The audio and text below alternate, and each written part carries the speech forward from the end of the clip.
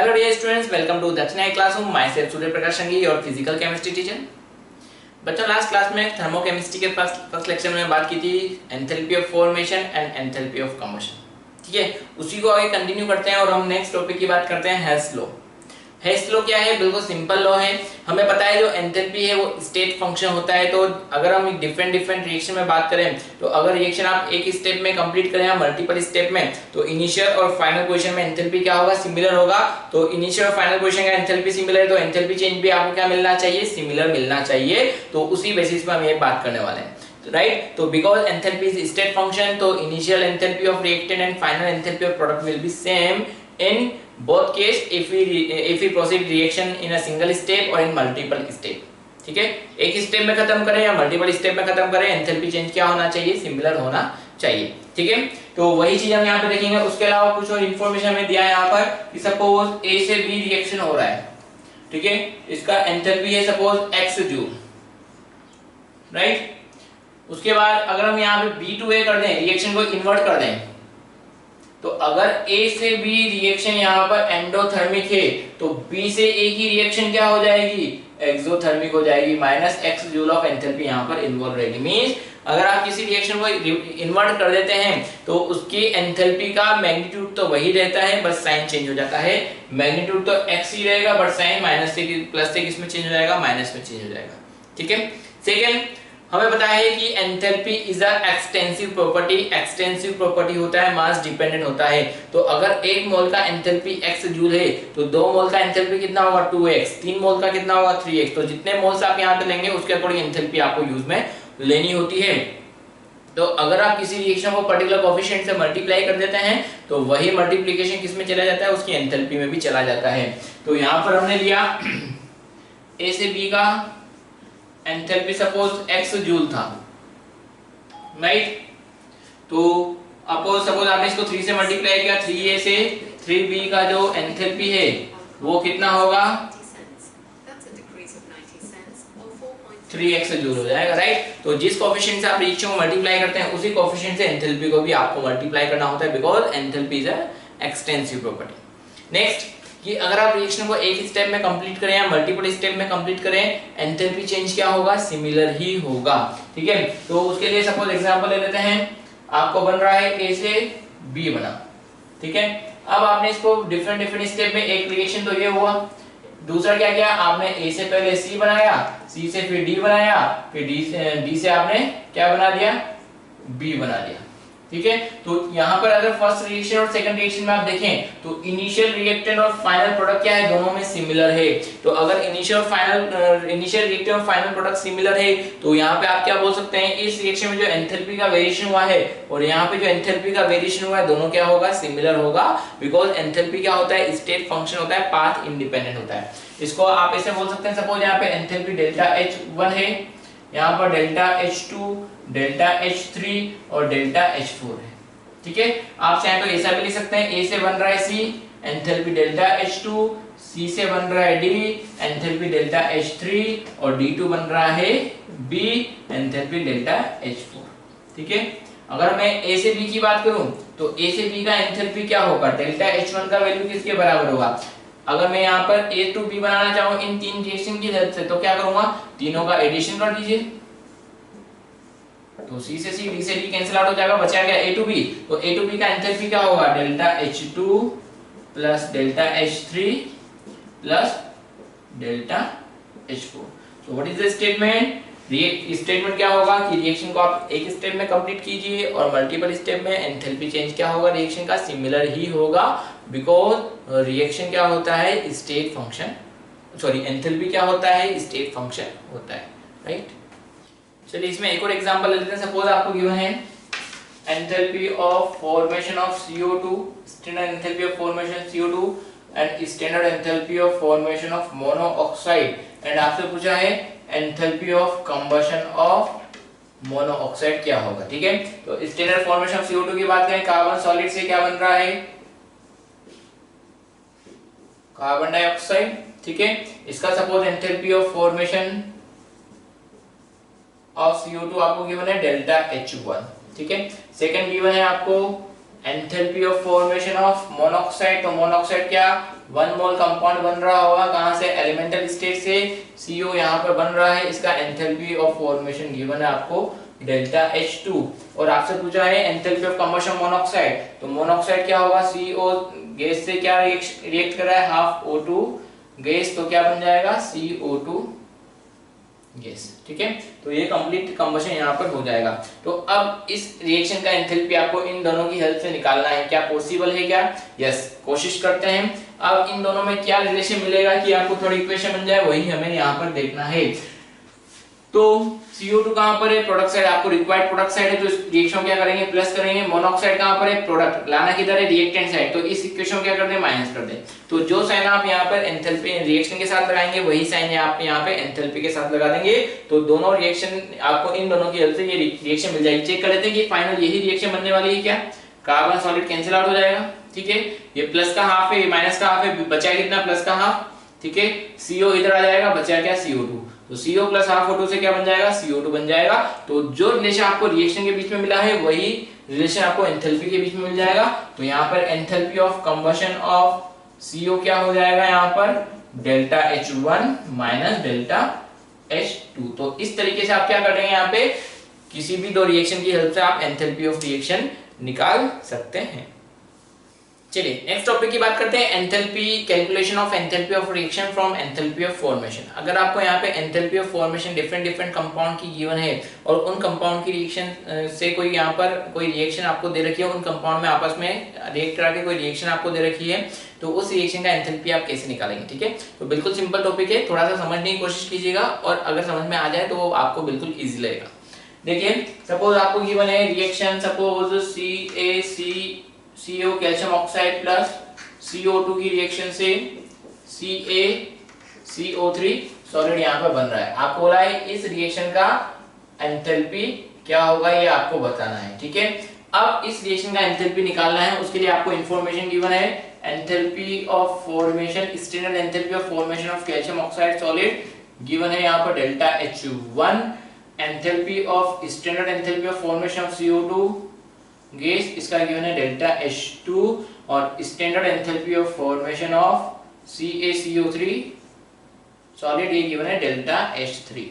ठीक है, तो इन रिएक्शन की हेल्प से, इन एंथैल्पी ऑफ फॉर्मेशन की हेल्प से delta H1 H2 H3, in enthalpy of formation की हेल्प से आपको इस रिएक्शन का एंथैल्पी कैलकुलेट करना है। तो इनके बीच में क्या रिलेशन हो कि आपको ये मिल जाए, वो हम देखना चाह रहे हैं। उसके लिए हम क्या करें, पहले एंथैल्पी ऑफ फॉर्मेशन का रिएक्शन लिख लेते हैं कि इसका एंथैल्पी ऑफ फॉर्मेशन का रिएक्शन क्या होगा, calcium solid plus half O2 gas क्या बन जाएगा, CaO सॉलिड।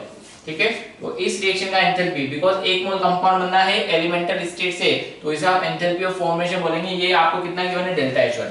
ठीक है, CO2 का enthalpy of formation carbon solid plus O2 gas से क्या बन जाएगा, CO2 गैस, तो इसका एंथैल्पी ऑफ फॉर्मेशन CO2 का गिवन है आपको delta H2, and third CaCO3 का एंथैल्पी ऑफ फॉर्मेशन आपको गिवन है डेल्टा H3। तो ये कैसे बनेगा, कैल्शियम सॉलिड 1 मोल कंपाउंड का फॉर्मेशन करना है, carbon solid plus O2 gas, तो इनकी रिएक्शन से क्या बनाना है आपको, CaCO3, बैलेंस कीजिए, 1 कैल्शियम 1 कार्बन 1 कार्बन, 3 ऑक्सीजन के लिए 3/2 से आप मल्टीप्लाई कीजिए, तो यहाँ पे CaCO3 सॉलिड आपको मिल जाएगा।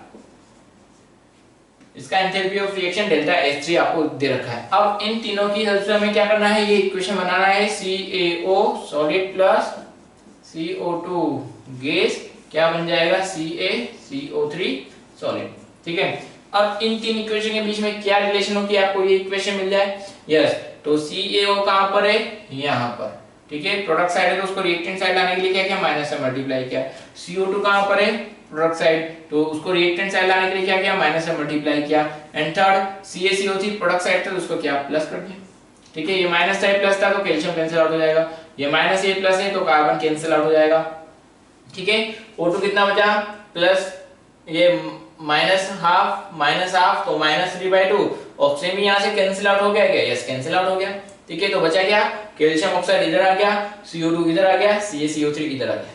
ठीक है, तो अगर हम इस रिएक्शन की एंथैल्पी की बात करें तो डेल्टा H ऑफ रिएक्शन क्या हो जाएगा यहाँ पर कि किसके बराबर है, delta H3 minus delta H1 minus delta H2, या फिर आप इसको कैसे लिख सकते हैं delta H3 minus minus common ले लीजिए delta H1 plus delta H2। अब डेल्टा H3 क्या था, formation enthalpy of CaCO3, delta H1 क्या था, formation enthalpy of calcium oxide, and delta H2 क्या था, फॉर्मेशन एंथैल्पी ऑफ CO2। तो क्या हम इसको ऐसा ले सकते हैं क्या, डेल्टा H ऑफ रिएक्शन, अगर स्टैंडर्ड कंडीशन तो स्टैंडर्ड ले लीजिएगा, ठीक है, यहाँ पर नोट लगा लीजिएगा, जहां पे भी हमने यहाँ पर एंथैल्पी पुट किया है ये सभी हम स्टैंडर्ड के लिए ही कैलकुलेट कर रहे हैं, राइट। तो अगर मैं एंथैल्पी ऑफ रिएक्शन की बात करूं, डेल्टा H3 क्या था यहाँ पे, CaCO3 कौन है यहाँ पे, प्रोडक्ट, तो इसका हम ऐसा लिख सकते हैं क्या, and formation enthalpy of product, formation enthalpy of product minus formation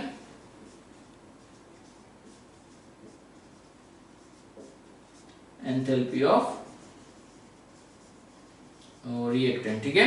तो ये रिलेशन क्या मिल जाएगा, enthalpy of formation and enthalpy of reaction के बीच में। तो अगर आपको किसी रिएक्शन में डिफरेंट डिफरेंट कंपोनेंट की एंथैल्पी ऑफ फॉर्मेशन गिवन है तो आप उनकी हेल्प से एंथैल्पी ऑफ रिएक्शन कैलकुलेट कर सकते हैं। तो एंथैल्पी ऑफ रिएक्शन क्या होगा, enthalpy of formation of product minus enthalpy of formation of reactant. बस ये याद रखें कि यहाँ पे जो फॉर्मेशन एंथैल्पी होती है वो 1 मोल के लिए होती है, 1 मोल के प्रोड्यूस होने के लिए होती है। तो रिएक्शन में कोई भी कंपोनेंट जितना मोल्स वहां पर प्रेजेंट होगा उतने से आपको मल्टीप्लाई करना पड़ता है। तो हम वो एग्जांपल में भी यहाँ पर देख लेंगे, ठीक है। तो अगर आपको ये याद नहीं हो तो इस मेथड से तो आप डेफिनेटली कर सकते हैं, और अगर ये याद है तो आप डायरेक्ट ये फॉर्मूला लगाकर एंथैल्पी ऑफ रिएक्शन को कैलकुलेट कर सकते हैं।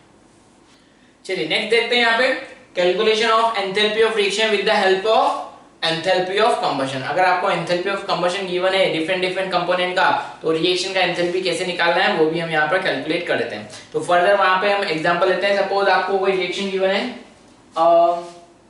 Carbon solid plus H2 gas से बन रहा है CH4। इस रिएक्शन का एंथैल्पी आपको बताना है, ठीक है। हालांकि 1 मोल कंपाउंड बन रहा है तो इसे हम एंथैल्पी ऑफ फॉर्मेशन बोल सकते हैं। किसी भी रिएक्शन के एंथैल्पी को आप एंथैल्पी ऑफ रिएक्शन तो बोल सकते हैं, उसे फॉर्मेशन, कंबशन या आयोनाइजेशन कुछ भी बोल सकते हैं, ठीक है। वो डिपेंड करता है कंडीशन पर, ठीक है। अगर 1 मोल बन रहा होगा तो enthalpy of combustion, enthalpy of formation बोल सकते हैं अगर एलिमेंटल स्टेट से बन रहा है। तो फॉर्चुनेटली यहाँ पे ये एलिमेंटल स्टेट से बन रहा है और 1 मोल से बन रहा है, तो इसे हम एंथैल्पी ऑफ फॉर्मेशन भी बोल सकते हैं। तो इस रिएक्शन का एंथैल्पी आपको बताना है।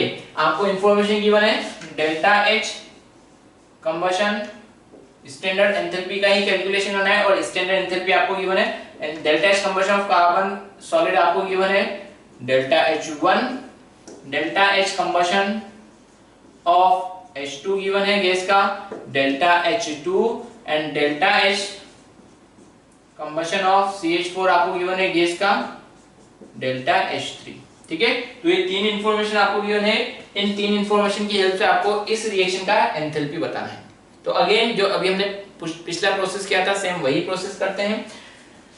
सो एंथैल्पी ऑफ कंबशन का क्या मिलेंगे, 1 मोल का कंप्लीट कंबशन होना चाहिए। तो enthalpy of combustion of carbon graphite, तो इसका कंप्लीट कंबशन कर दें यानी ऑक्सीजन से रिएक्ट करवा दीजिए, तो क्या बन जाएगा CO2 गैस। तो इस रिएक्शन की एंथैल्पी को हम क्या बोलेंगे, delta H1। Second enthalpy of combustion of H2 यानी 1 मोल ऑफ H2 का आप कंप्लीट कंबशन करा दीजिए, क्या बन जाएगा H2O, ठीक है, हाफ मोल, ठीक है, डेल्टा H2 आपको गिवन है। थर्ड आपको गिवन है कंबशन ऑफ मीथेन, तो CH4 गैस का कंप्लीट कंबशन करा दीजिए ऑक्सीजन के साथ, क्या बन जाएगा CH4 गैस, डेल्टा H3 आपको गिवन है, ठीक है।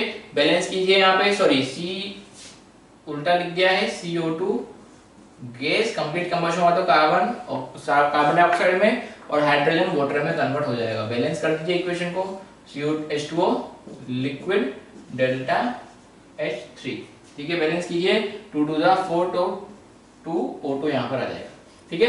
अब इन 3 रिएक्शन की हेल्प से आपको इस रिएक्शन का एंथैल्पी कैलकुलेट करना है। रिएक्शन क्या है, carbon solid plus 2H2 gas, इसकी हेल्प से क्या बन रहा है CH4 गैस बन रहा है। इस रिएक्शन का एंथैल्पी आपको बताना है। तो इन तीनों रिएक्शन में क्या रिलेशन हो सकता है कि आपको फाइनल इक्वेशन मिल जाए, कार्बन सॉलिड कहां पर है, यहां पर, तो इसको करेंगे प्लस। H2 रिक्वायर्ड है कहां पर है, यहां पर, बट यहां पे 2 मोल रिक्वायर्ड है, यहां पे कितना है 1, तो इसको 2 से मल्टीप्लाई करके क्या कर देंगे, प्लस कर देंगे। नेक्स्ट मीथेन रिक्वायर्ड है, मीथेन कहां पर है, यहां पर, तो इसको क्या करेंगे माइनस कर देंगे, तो मीथेन उधर चला जाएगा। ठीक है, अब देखिए यहां पर कार्बन आ गया, 2H2 आ गया, ठीक है, CH4 आ गया। ठीक है, तो यहाँ पे आपने 2 से मल्टीप्लाई किया तो कितना हो गया O2 plus O2 plus O2 कितना हो 2O2, ये माइनस का 2O2, O2 कैंसिल आउट हो जाएगा।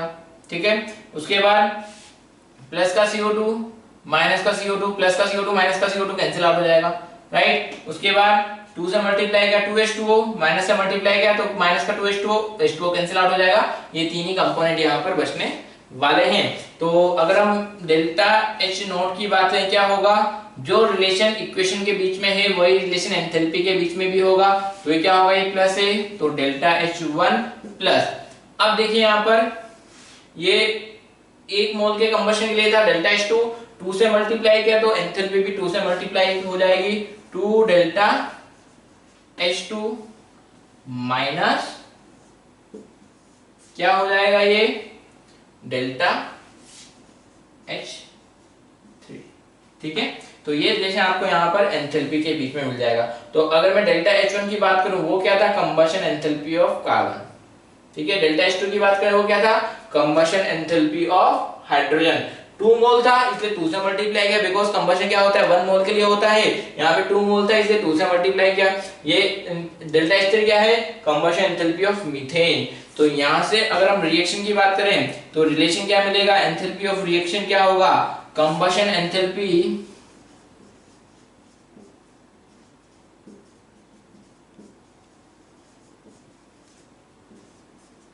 ऑफ रिएक्टेंट माइनस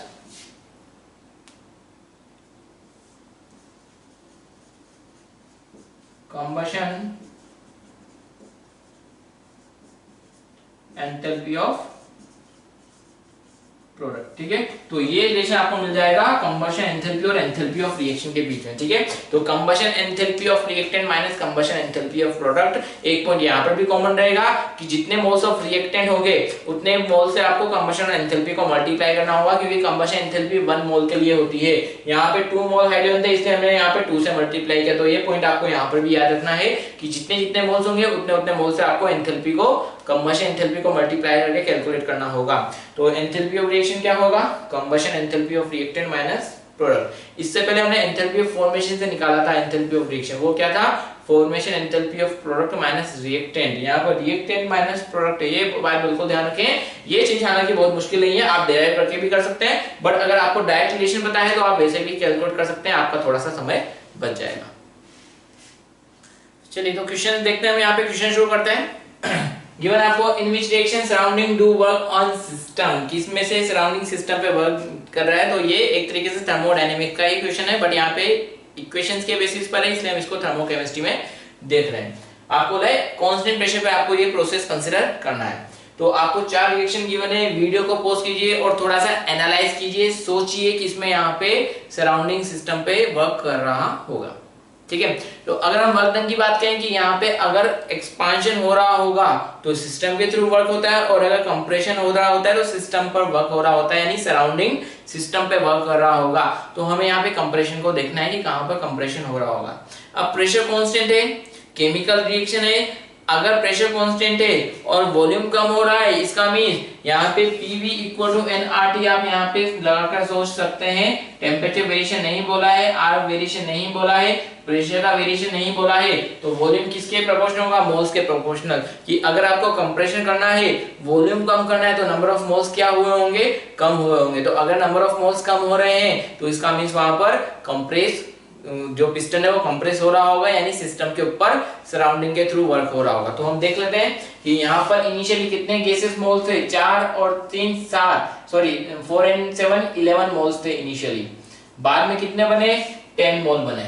तो नंबर ऑफ मोल्स कम हुए, नंबर ऑफ मोल्स कम होंगे तो यहाँ पर प्रेशर को कांस्टेंट रखने के लिए वॉल्यूम को क्या करना पड़ेगा, कम करना पड़ेगा। मींस यहाँ पे क्या होगा, compression, number of gases moles कम हो गए, इसका मींस यहाँ पे प्रेशर तो सेम रखना है तो वॉल्यूम क्या होगा, कम होगा। तो डेल्टा V कैसा होगा, नेगेटिव होगा। तो वर्क कैसा हो जाएगा यहाँ पर, positive, work done on system हो जाएगा। सेकंड बात करें, यहाँ पे इनिशियली कितने मोल्स थे gaseous, 3 moles initially gaseous present थे। यहाँ पे कितना है, कोई गैसियस मोल्स नहीं है, नंबर ऑफ गैसियस मोल्स क्या है, 0। यहाँ पे हम जो डेल्टा एन की बात कर रहे हैं वो गैसियस मोल्स के लिए ही बात कर रहे हैं, यहाँ पे लिक्विड है। तो यहाँ पर नंबर ऑफ गैसेस मोल्स क्या हो गए, 3 से 0 चले गए, ठीक है। तो डेल्टा V कैसा होगा, फाइनल मोल्स माइनस इनिशियल मोल, नेगेटिव होगा। तो वर्क डन कैसा हो जाएगा, पॉजिटिव, यानी work done on system by surrounding. इधर इनिशियली गैसेस मोल्स कितना था, 1 मोल था, ये तो सॉलिड है। इनिशियल गैसेस मोल्स कितना था, 1, फाइनल गैसेस मोल्स कितना है, 2 गैसेस मोल्स है। तो डेल्टा एन कैसा होगा, डेल्टा V कैसा हो जाएगा, पॉजिटिव। वॉल्यूम क्या हो गया, इंक्रीज हो गया। तो वर्क डन कैसा होगा, नेगेटिव हो जाएगा। लास्ट यहाँ पे सॉलिड से लिक्विड में कन्वर्ट हो रहा है। अब देखिए यहाँ पे थोड़ा सा सोचने वाला है कि यहाँ पे वॉल्यूम एक्सपांड हुआ या कंप्रेस हुआ। ये वाटर की डेंसिटी के अकॉर्डिंग क्वेश्चन है कि अगर आपको वाटर का और आइस की डेंसिटी में कंपैरिजन पता है, वाटर के और आइस के वॉल्यूम में कंपैरिजन पता है, तो आप इस क्वेश्चन को सॉल्व कर सकते हैं। कि अगर हम वॉल्यूम का बात करें, volume of ice volume of water से ज्यादा होता है, क्योंकि वहां पे gases molecule cage like structure होती है, आयर मॉलिक्यूल वहां पर ट्रैप्ड रहते हैं केज लाइक स्ट्रक्चर में। तो volume of ice volume of water से ज्यादा होता है। तो जब आइस वाटर में कन्वर्ट हुआ तो वॉल्यूम क्या हो गया, डिक्रीज हो गया। वॉल्यूम क्या हुआ, डिक्रीज हुआ। वॉल्यूम नेगेटिव है तो इसका मींस यहाँ पे ये क्या हुआ, कंप्रेशन हुआ। कंप्रेशन हुआ तो मींस वर्क डन कैसा होगा, पॉजिटिव होगा। तो फर्स्ट, सेकंड एंड फोर्थ में यहाँ पे work done on system by surrounding हो रहा होगा, बट थर्ड में वर्क डन ऑन सराउंडिंग हो रहा होगा।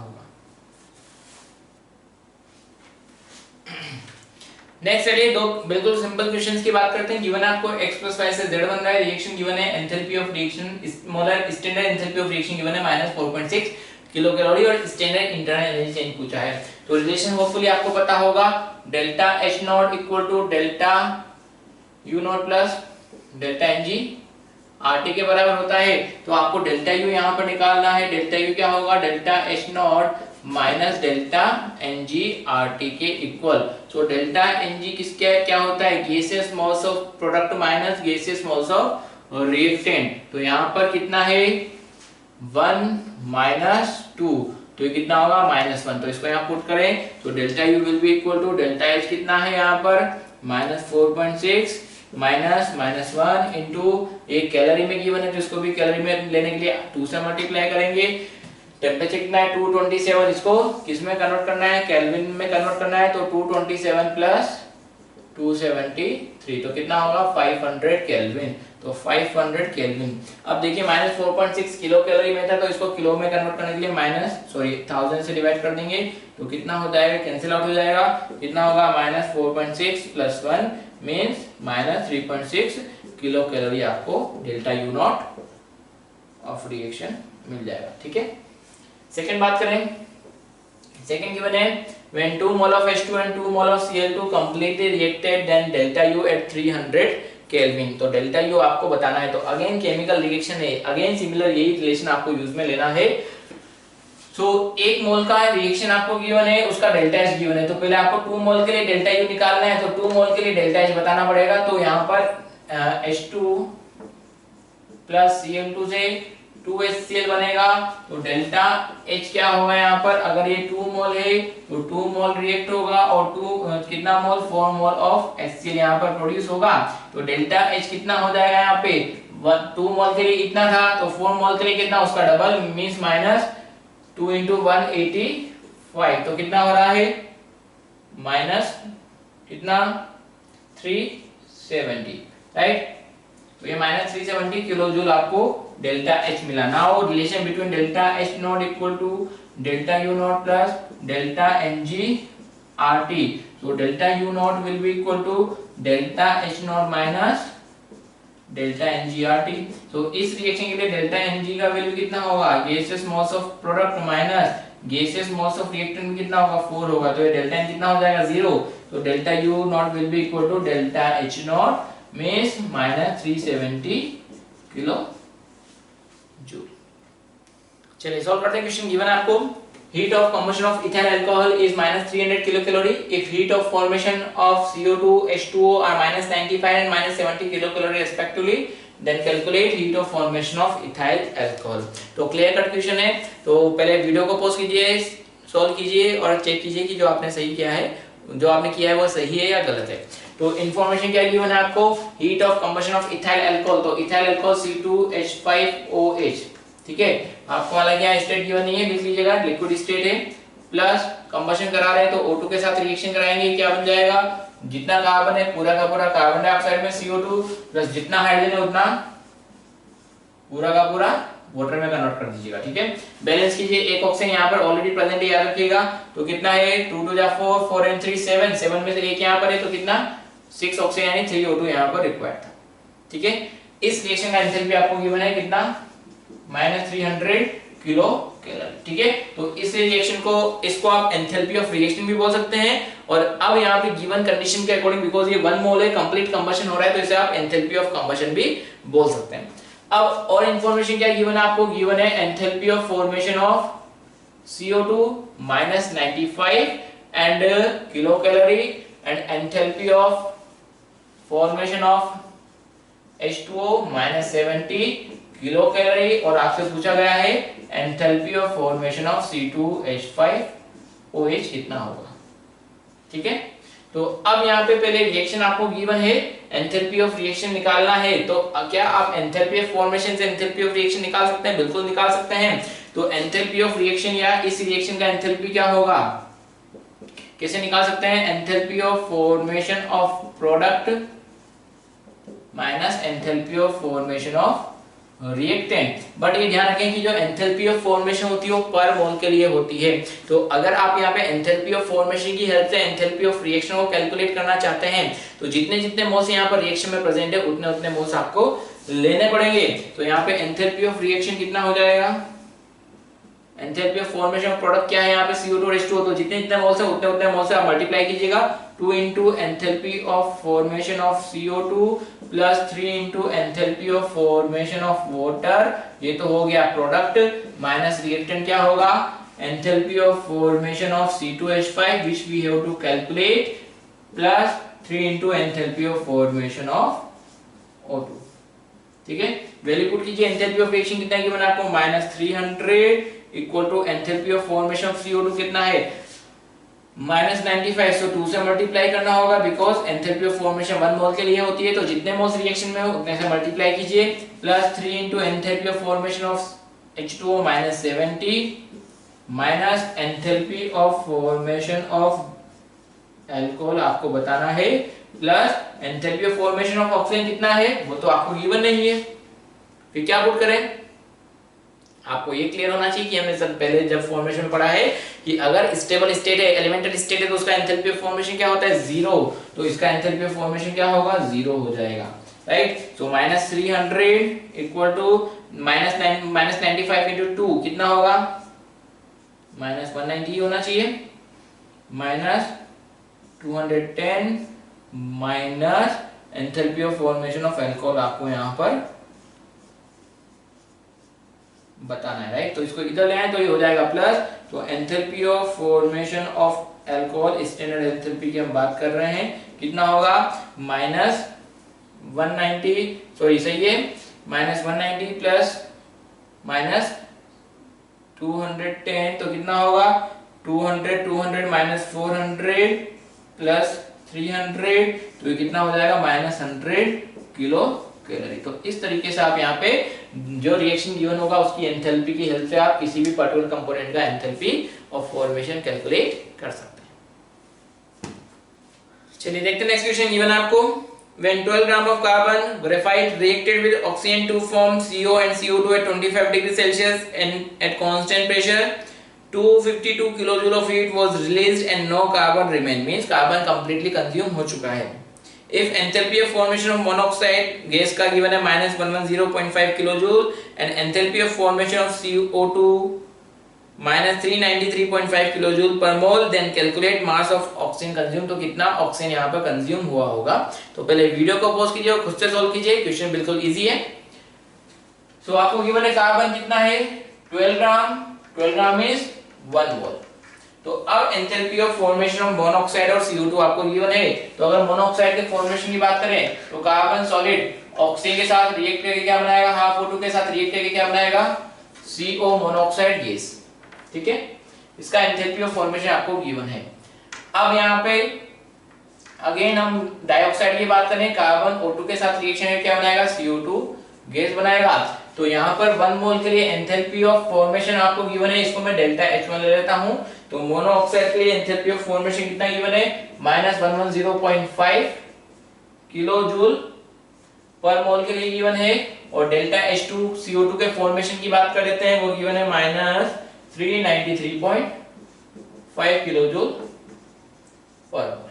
ठीक है, तो 1 मोल CO2 और 1 मोल CO2 के लिए एंथैल्पी आपको गिवन है। ठीक है, अब आपको बोला गया है 12 gram of carbon reacted with oxygen to form CO and CO2 at constant pressure 252 kilojoule of heat was release and no carbon remain. तो जब यहाँ पे आप 12 ग्राम कार्बन को रिएक्ट करके CO और CO2 बना रहे हैं तो 252 जूल वहां पर हीट रिलीज हो रही है। रिलीज हो रही मींस एक्सोथर्मिक। तो डेल्टा H कैसा होगा, यहाँ पे नेगेटिव ही होगा, राइट। अब यहाँ पे आपको जो एंथैल्पी गिवन है वो 1 मोल के लिए है, बट टोटल कार्बन 1 मोल था। तो हम यहाँ क्या कंसीडर करेंगे कि यहाँ पर x मोल कार्बन रिएक्ट हो रहा है और यहाँ पे 1 minus x mole carbon react हो रहा है, बिकॉज सारा का सारा कार्बन कंज्यूम हो रहा है, ऐसा भी क्वेश्चन में आपको लिखा हुआ है। तो अगर ये x मोल है तो कितना कंज्यूम होगा, x/2 मोल, और ये कितना प्रोड्यूस होगा, x मोल। अगर ये 1 माइनस x है तो कितना कंज्यूम होगा, 1 माइनस x मोल, और ये कितना प्रोड्यूस होगा, 1 माइनस x मोल ही प्रोड्यूस होगा। अब नेक्स्ट ये भी जानते हैं हम कि यहाँ पर कि रिएक्शन को अगर आप किसी कोएफिशिएंट से मल्टीप्लाई करते हैं तो एंथैल्पी भी उसी हिसाब से चेंज होती है। तो 1 मोल के लिए कितना, -110.5 किलो जूल हीट प्रोड्यूस हो रही थी। तो x मोल के लिए कितना, इसके लिए डेल्टा H कितना हो जाएगा, -110.5 x किलो जूल यहाँ पे प्रोड्यूस होगा। 1 मोल के कंबशन से यहाँ पे -395.5 किलो जूल हीट प्रोड्यूस हो रही थी। 1 माइनस x मोल से कितना प्रोड्यूस होगा, 1 minus x into -393.5 kilo joule, तो इतनी हीट प्रोड्यूस होगी। अब आपको बोला कि जब 1 मोल का कंप्लीट कंबशन से CO और CO2 बन रहा है तो टोटल कितना हीट प्रोड्यूस हो रहा है, वहां पर 252 kilo joule. 252 kilo joule heat है, यानी वहां पे रिलीज हो रहा है। तो डेल्टा H कैसा होगा, एक्सोथर्मिक में -252। तो मैं क्या बोल दूं, इसको यहाँ पर डेल्टा H1 लिया, इसको डेल्टा H2 लिया। So delta H1 plus delta H2 दोनों कितना होगा, -252 होना चाहिए।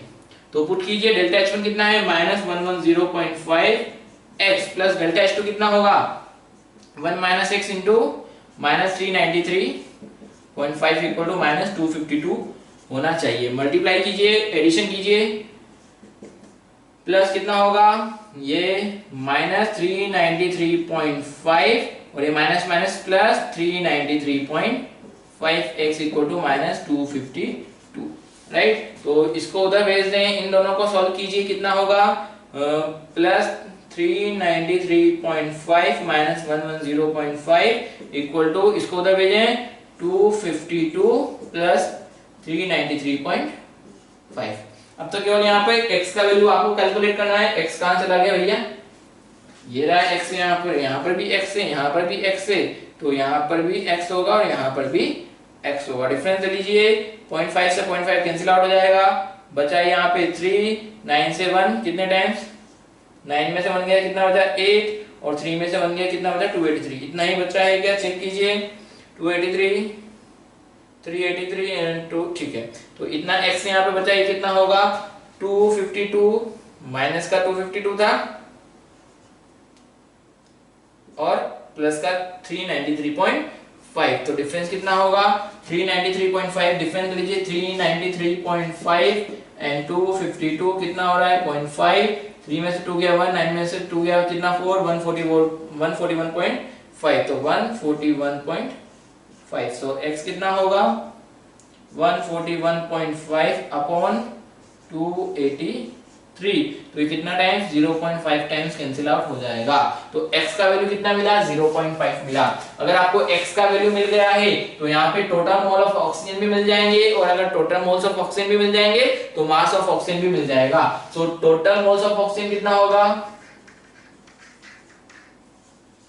x का वैल्यू पुट कीजिए, कितना 1/2, तो कितना बचा x/2 प्लस 1 माइनस एक्स, यानी 1 बाय एक्स का वैल्यू 1/2 पुट किया तो 1/4 प्लस 1 माइनस 1/2, तो ये कितना बचा 1/2, 1/4 प्लस 1/2 तो कितना हुआ 4, 1 प्लस 2 यानी 3/4 मोल। तो 3/4 मोल ऑक्सीजन है, मास कितना होगा 3/4, तो मोल्स क्या होता है मास अपॉन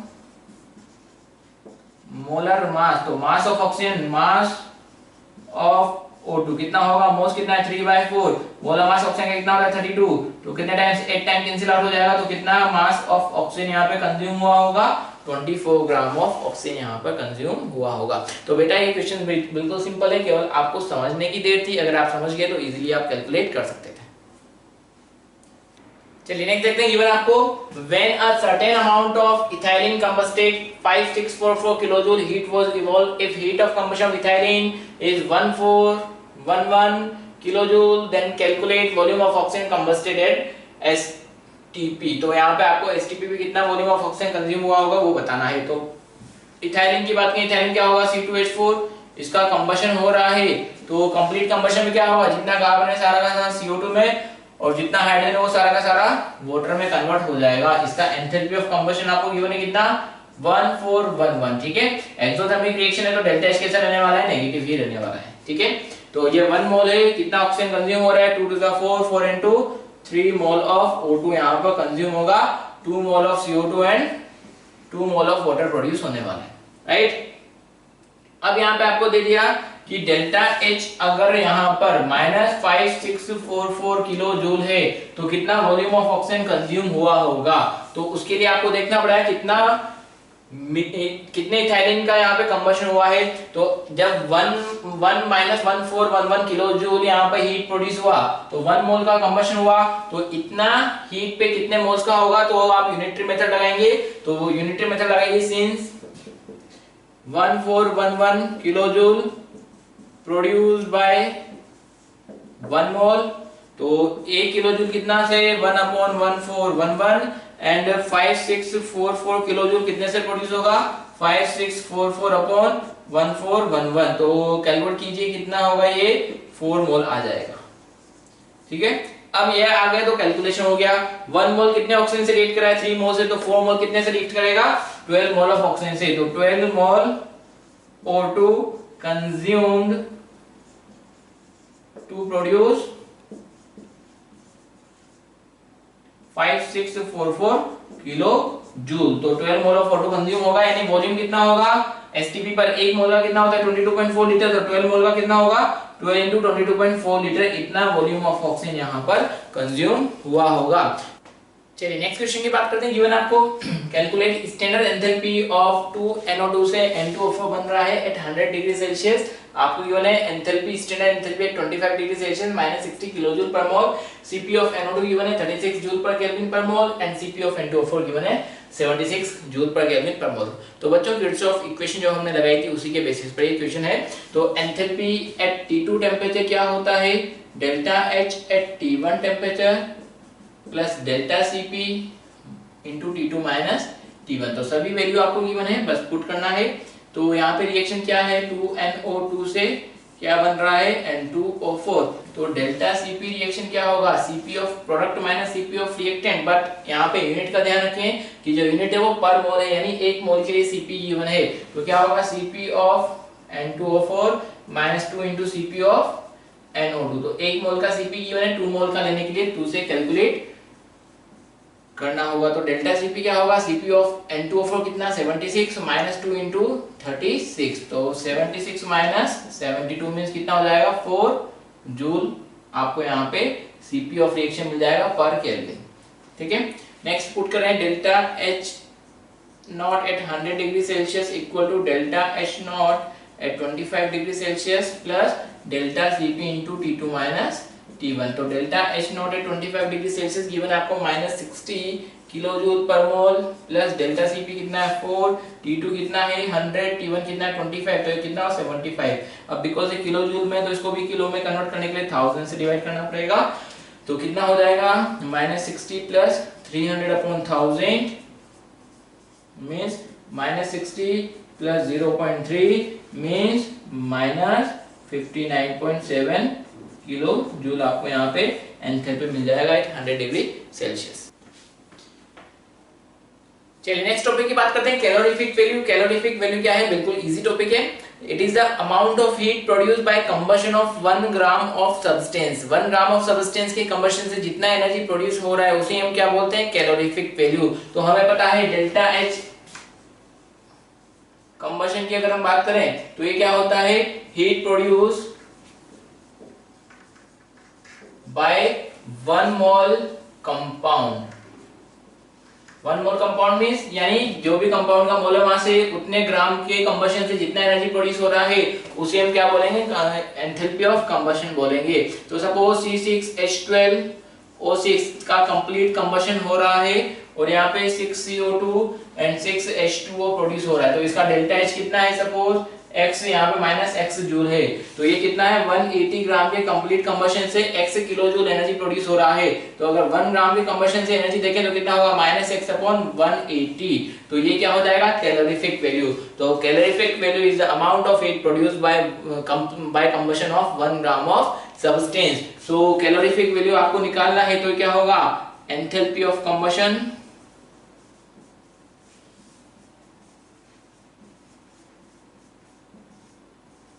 अपॉन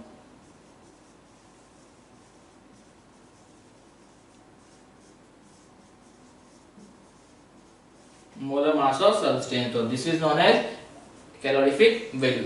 अब कैलोरीफिक वैल्यू का काम क्या है, क्या यूज है, तो हम यहाँ पे अगर डिफरेंट कंपोनेंट फ्यूल है या फूड है उनका कैलोरीफिक वैल्यू निकालें, डिफरेंट फ्यूल का कैलोरीफिक वैल्यू निकालें, तो जिसका कैलोरीफिक वैल्यू ज्यादा होगा उसके 1 ग्राम के कंबशन से सबसे ज्यादा एनर्जी प्रोड्यूस हो रही होगी। तो जिसके 1 ग्राम के कंबशन से ज्यादा एनर्जी प्रोड्यूस हो रही होगी वो क्या होगा, बेटर फ्यूल होगा। तो अगर आपको पता लग रहा है कौन बेटर फ्यूल है तो उसके लिए हम क्या करेंगे, कैलोरीफिक वैल्यू का कैलकुलेशन करेंगे। तो जिसका कैलोरीफिक वैल्यू ज्यादा उसका वो बेटर फ्यूल होगा। इसके बेसिस पर हम एक इजी क्वेश्चन देख लेते हैं।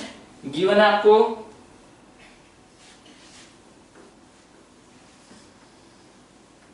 Enthalpy of combustion of ethane delta H combustion of C2H2 sorry C2H6। Enthalpy of combustion given है C2H6 का -341 kilo calorie and delta H combustion of C2H2 आपको गिवन है -310 किलो कैलोरी। आपको बताना है कौन सा बेटर फ्यूल है। तो कौन सा बेटर फ्यूल होगा, जिसके पर ग्राम से जितना ज्यादा एनर्जी प्रोड्यूस हो रहा होगा। तो C2H6 का मोलर मास कितना होता है 30 ग्राम, इसका मोलर मास कितना 26 ग्राम। तो अगर मैं इसका कैलोरीफिक वैल्यू की बात करूं क्या होगा, -341/30 और इसके कैलोरीफिक वैल्यू की बात करें कितना होगा, -310/26। तो जिसका यहाँ पर कैलोरीफिक वैल्यू ज्यादा है वो क्या होगा, बेटर फ्यूल होगा। तो ये कैलकुलेशन करके आप देख सकते हैं कि यहाँ पे किसका आ रहा है, C2H2 का कैलोरीफिक वैल्यू ज्यादा आ रहा है। तो जिसका कैलोरीफिक वैल्यू ज्यादा होगा वो बेटर फ्यूल की तरह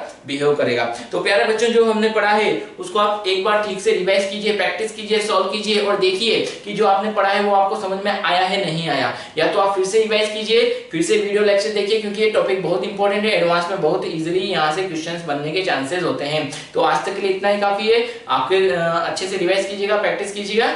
नमस्कार।